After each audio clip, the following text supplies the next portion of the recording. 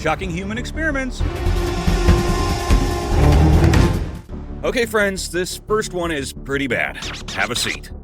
Back in 1942, Nazi Germany was conducting what they called medical research. But really, it was systematic torture disguised as science. People were getting curious about the limits of human survival, but some took that curiosity to places that should never be explored.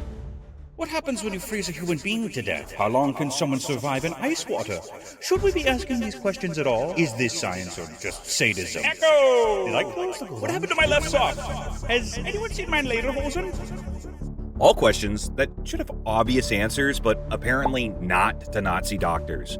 They decided to see what would happen if you freeze people, because nothing says medical breakthrough like turning people into human popsicles. Of course, they didn't call it freezing people, they called it hypothermia research. Okay. From 1942 to 1943, hundreds of prisoners at Dachau concentration camp were subjected to freezing experiments against their will, with Nazi doctors claiming they needed to understand how German pilots could survive being shot down over icy waters. Yeah, right. Around 300 victims were either submerged in ice water baths or left naked outside in freezing weather while doctors monitored their body temperature and vital signs until, they died. Transmission of hypothermia was either done by direct exposure to freezing temperatures or by prolonged immersion in ice water, which proved to be a very effective method of inducing severe hypothermia and death. Could I borrow your coat? No, it's freaking cold out here. The guy in charge of these experiments was this guy, Dr. Sigmund Rascher, but you can call him Dr. Douchebag. He often failed to provide any medical care to his victims and instead would only document their suffering and death, probably because he knew what he was doing was torture disguised as research. Introducing the esteemed Dr. Sigmund Rascher. Introducing the esteemed Dr. Douchenbagen. I mean, this guy was a real sicko. While they slowly froze to death, he'd sit there with a clipboard casually taking notes like he was observing lab rats. Body temperature dropping? Write it down. Victim begging for mercy? Ignore it. Limbs turning black from frostbite? Fascinating data. But all joking aside, the experiments conducted on these people were nothing short of torture. Perhaps one of the most documented examples of what these people experienced was the systematic freezing of prisoners to death. The following represents the reality of what these people endured. Hey guys, let's see what happens if we freeze Kevin. Victims were immersed in ice water for hours while doctors measured how long they could survive. Their body temperature would drop to dangerous levels, causing excruciating pain and eventual death. Those who survived the initial freezing were then subjected to various rewarming techniques that often proved more deadly than the original freezing. Then after that, they died. They all died. Actually, a few lived, but they were really messed up. Dr. Rascher went on to document all of his studies on the subject. Soon after the war ended, Dr. Rascher was arrested and thrown in prison. But not for his crimes against humanity. He was actually arrested for fraud against other Nazis. Turns out Nazis don't like being frauded against, so they executed him. The overall goal of the study was allegedly to help German military personnel survive extreme conditions, but in reality provided no useful medical or scientific knowledge. Dr. Rascher's so-called research was recognized as torture by post-war tribunals. So, out of all that suffering, nothing of medical value was produced. Though, I will say, in some glimmer of justice, the Nuremberg trials established that these experiments were crimes against humanity and led to the development of the Nuremberg Code, which established ethical principles for human experimentation.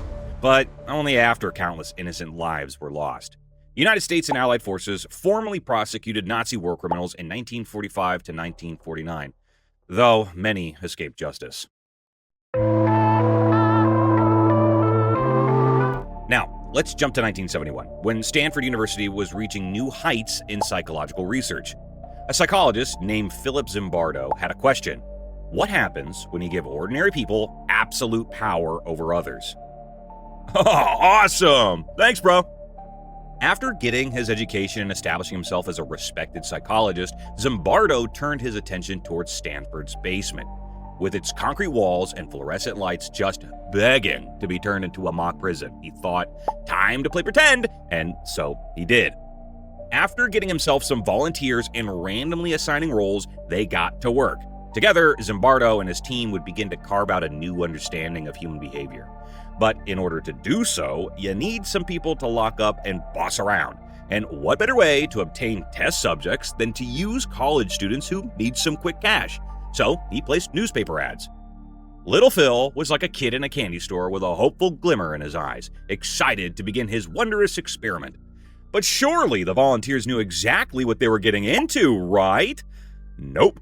Instead, Zimbardo created such a realistic prison environment that both guards and prisoners forgot it was just an experiment. Zimbardo documented their findings in extreme detail, watching as ordinary college students transformed into sadistic guards inflicting psychological torture on their fellow volunteers. Since ethical guidelines weren't really enforced back then, the prisoners felt every humiliation and degradation, at least until they had complete mental breakdowns or begged to be released from what was supposed to be a harmless psychological study.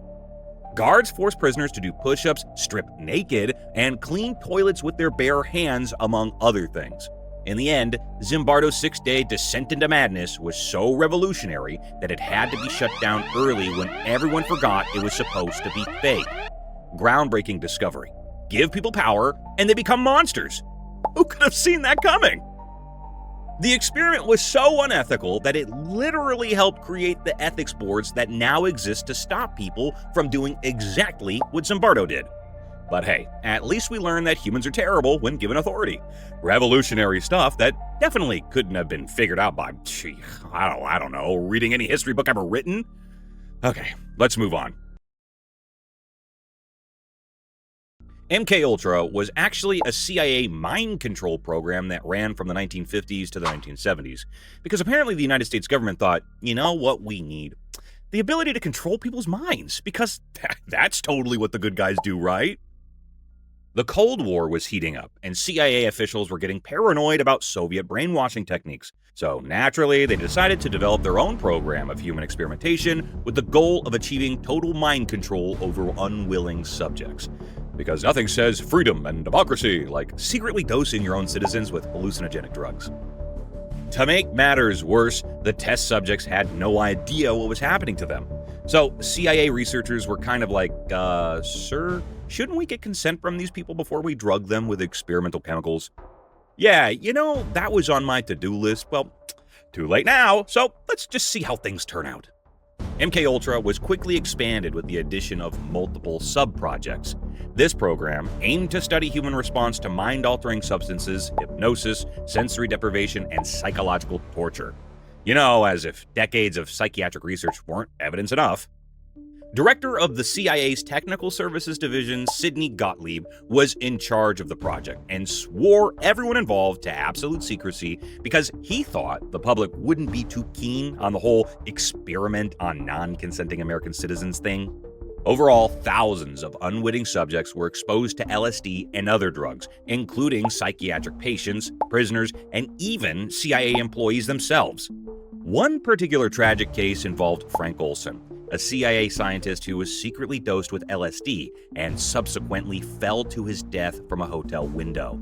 Though whether it was suicide or murder remains hotly debated. Symptoms included severe psychological distress, hallucinations, and permanent mental damage. Although the CIA concluded that the research was totally worth it, immediate observations ceased when Congress started investigating in the 1970s, with the conclusion that maybe drugging people without consent was bad.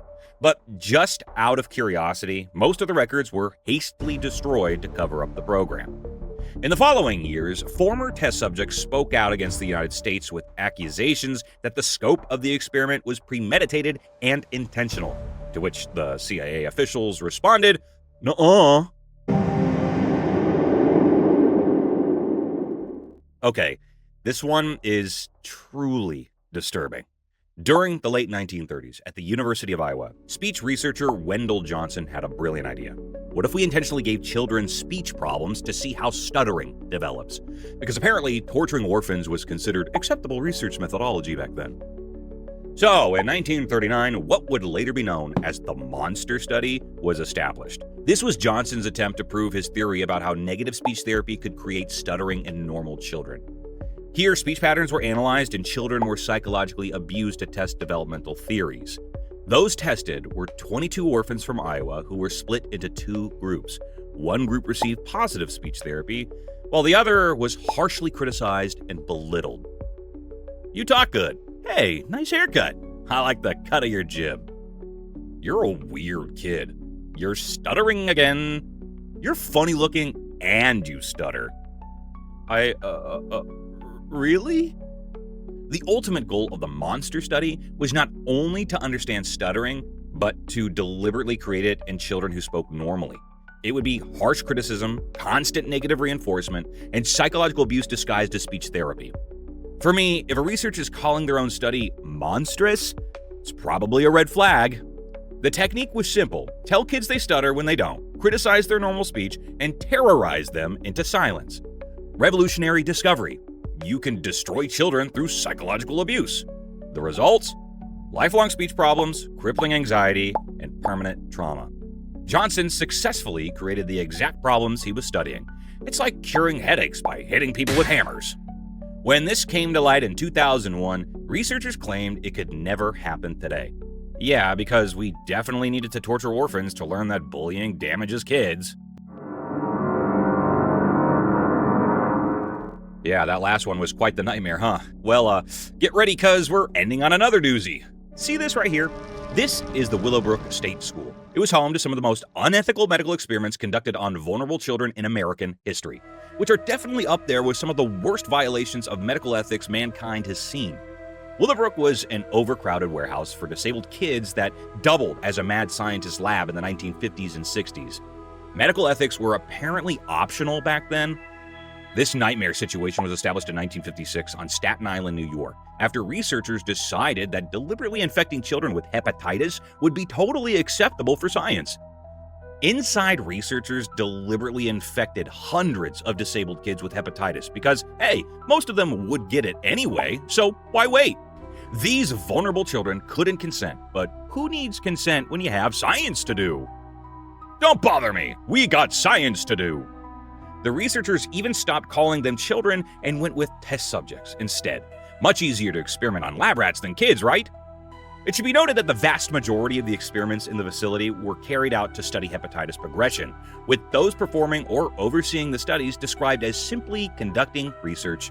A testimony from a researcher who conducted the studies was quoted saying that the experiments were justified because the children would likely get hepatitis anyway in the overcrowded conditions. What medical purpose was served by deliberately infecting vulnerable children? Plenty! According to the researchers, that was just science. Professional people need to conduct research.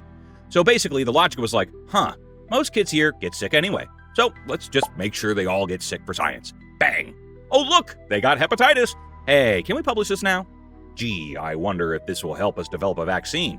Yep, will this child suffer permanent liver damage if we infect them with a serious disease? Wow, who would have guessed? A lot of these experiments were designed to study the progression of hepatitis in children. Tests included deliberately feeding children live hepatitis virus in their food, injecting them with infected blood samples, and monitoring their symptoms as the disease progressed, exposing children to different strands of the virus just to see what happened, or even using children as test subjects for experimental vaccines. The results? Severe liver damage, jaundice, and lifelong health problems for kids too young or disabled to understand what was being done to them. But here's the real kicker. Parents were told their kids couldn't get into the overcrowded facility unless they agreed to the experiments. Talk about holding vulnerable children hostage for science. When this finally came to light, surely all these researchers were prosecuted and lost their licenses, right? Wrong. Most kept their jobs and claimed medical progress justified everything. Only public outrage eventually forced changes, while the researchers continued defending their methods as scientifically sound. The ethical violations were so extensive, I can't even cover them all here. Trust me, it gets worse. Well, that was a major bummer. From LSD spiking governments to orphanages doubling as labs, these experiments remind us that ethics weren't always a thing. The good news? Today we have review boards. The bad news? They'd probably still let reality TV happen. Which of these was the most disturbing to you? Drop it in the comments. If you like learning about the dark side of history with a little humor, hit subscribe. Next time, we'll dig into even more strange stories from the past. See you there.